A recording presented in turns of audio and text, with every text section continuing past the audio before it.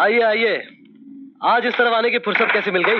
फुर्सत नहीं मिली, मैं ऑफिशियल विजिट पे आया हूँ। कहीं मेरी गिरफ्तारी का वारंट तो नहीं? नहीं, ऐसी कोई बात नहीं, मैं आपको कुछ बताने आया हूँ। अच्छा आइए, बैठिए।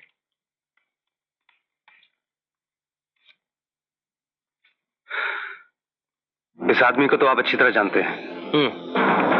ये वही बदमाश है जिसके बारे में मैंने अपने अखबार में लिखा था।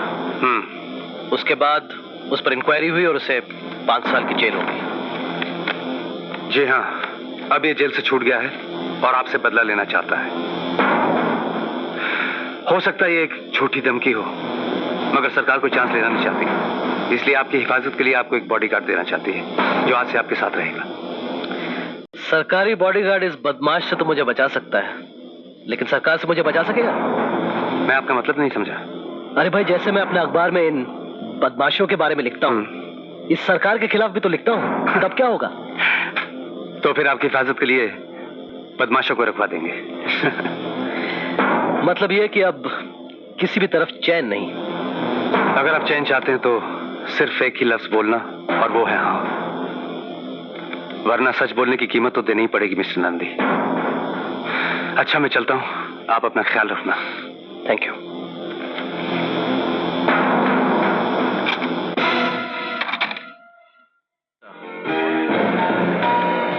So what's happening? Uncle, I am very sorry, मुझे जरा जल्दी जाना पड़ेगा। क्यों, क्या बात है? जल्दी क्या है? मुझे न्यूयॉर्क एक जरूरी कॉल करना है। Oh, that's no problem. ऊपर मेरा स्वीट बुक है, वहां से कर लो। देखो, आज जल्दी निकलने का कोई बहाना नहीं चलेगा। हाँ? ये लो चाबी। 3029। आप रखिए, मैं थोड़ी देर बाद ले लूंगी। सर, आपका जरूरी फोन है कमरे में। गीता, मैं जरा कमरे से होकर आता हूँ, तुम्हें वहां से फोन करना, चलो मेरे साथ। आप चलिए, मैं थोड़ी देर बाद आती हूँ। Okay, see you letter.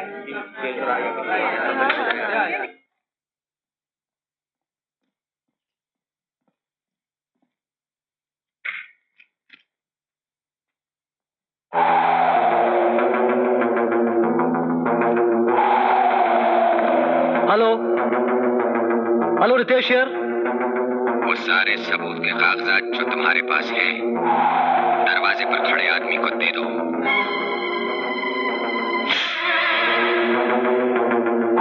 क्या कर रहे हो तुम यहाँ? निकलो यहाँ से। देखो, तुम मुझे धमकी देने की कोशिश मत करो, नहीं तो मैं पुलिस को।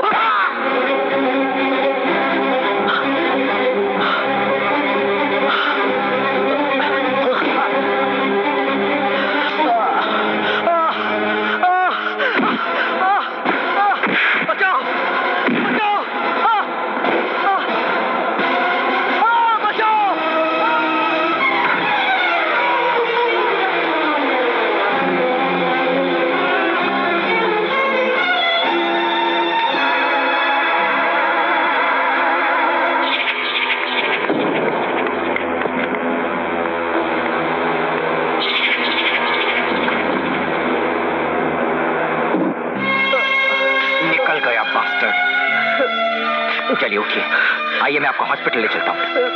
आइए उठिए।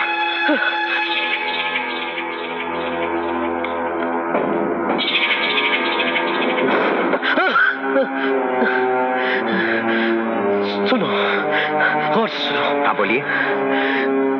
मेरा बचना शायद मुश्किल है। जिन कागजात की वजह से हमला हुआ है, वो वीटी स्टेशन के लॉकर नंबर 306 में पड़े हैं। उन्हें निकाल के हिफाजत से मेरे असिस्टेंट एडिटर शैलेश कोठारी तक पहुंचा देना। ये इसकी चाबी। समझ गए ना? समझ गए ना?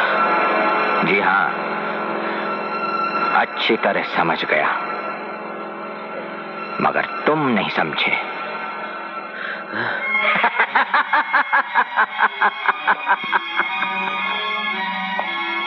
और बेकार में अपनी जान गंवा बैठे।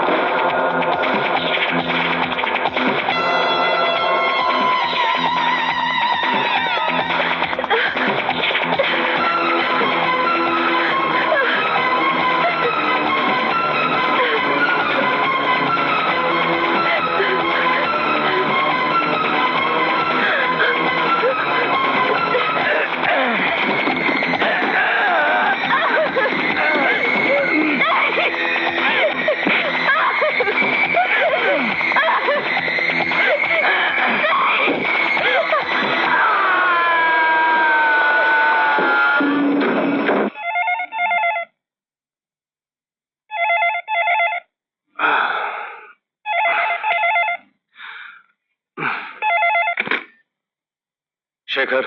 शेखर, अभी अभी एडिटर रितेश नंदी का खून हो गया। Oh my God, I knew it. तुम आ रहे हो ना?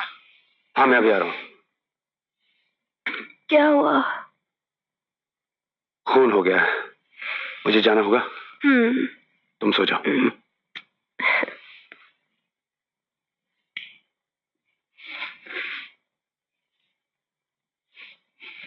दोबारा बताइए, उस आदमी का हुलिया क्या था?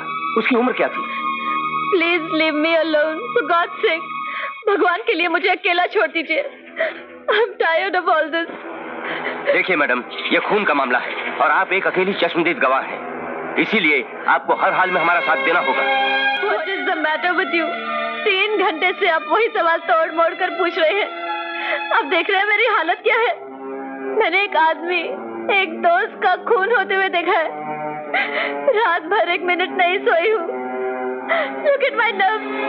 मेरी हालत क्या हो गई है? मैं जानता हूँ, लेकिन फिर भी आपको बताना ही होगा। एक्सक्यूज मी तिवारी, आपके सवाल पूछने के तरीके से ऐसे लग रहा है जैसे इन्होंने खून होते हुए देखा नहीं बल्कि किया है। Leave her alone, this case is my responsibility now. Yes sir. Doctor Shyam. Yes sir. इन्हें आराम के लिए कुछ गोली वगैरह। जी हाँ। मैं शेखर हूँ। लीजिए मैडम।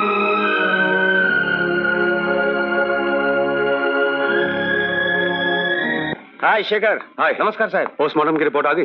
हाँ, तुम्हारी टेबल पर रखी हुई। कोई खास बात? नहीं, वही कातिल ने बहुत करीब से 2 बार वार किया।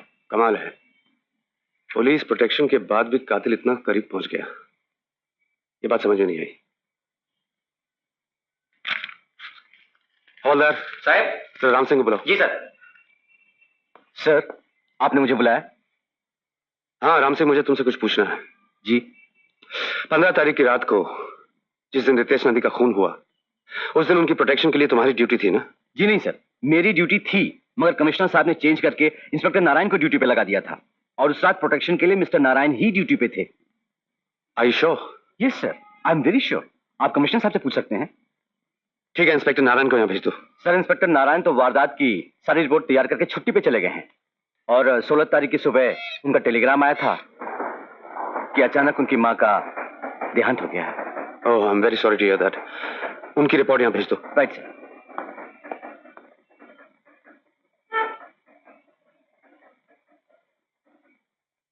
प्रमोद, हजारों केसेस हमारे सामने आए हैं, लेकिन न जाने क्यों ऐसा लगता है इस बार हम किसी गहरे चक्कर में उलझने वाले हैं। अगर ये कत्ल एंथनी कुर्ला ने न किया हो तो? करेक्ट? करेक्ट। हेलो, कौन बोल रहा है? मैडम, तुमने मेरी शक्ल, मेरा कारनामा तो अच्छी तरह देख लिया है। अब बात जरा गौर से सुनिए। मुझे पहचानने के लिए पुलिस तुम्हें इस मुल्क में रोकने की कोशिश करेगी। अगर तुम इस मुल्क में रुक गई तो मैं तुम्हें इस दुनिया से रवाना कर दूंगा। खुद डूबा तो तुम्हें भी ले डूबूंगा।